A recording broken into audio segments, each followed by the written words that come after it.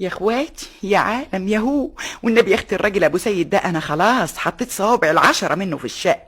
الراجل يا اختي لا يعجبه العجب ولا الصيام في رجب. قولوا لي اعمل ايه بس؟ غلب غلبي. امبارح لقيته راجع من الشغل متضايق وروحه في مناخيره.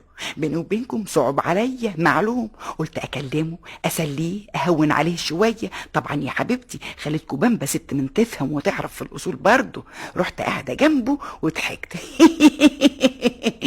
والنبي يا اخويا ما تزعل نفسك ولا تنقهر ابدا يا ابو سيد. النبي يا بامبا تسيبيني دلوقتي، اصل متضايق شويه عشان غلط حصل مني في الشغل، ثم كمان تعبان وعايز ارتاح شويه. اسيبك زعلان برضه يا ابو سيد؟ لو النبي ابدا ودي تيجي.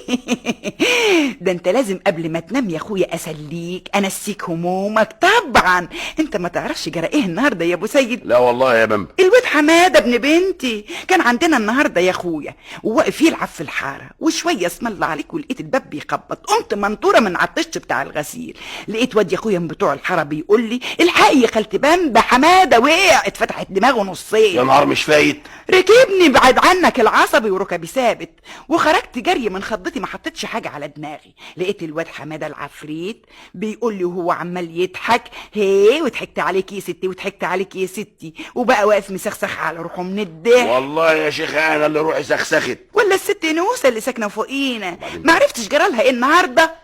اتخانقت يا اخويا مع جوزها عوض الله قناع الرب السما، بقى صوتهم جايب لاخر الشارع، واخرة المتمه جرجروهم هما الاتنين بزفه لحد يا الكراكون. ساتر يا رب. ولا البت بنتك يكبد عليها مالها رخرة؟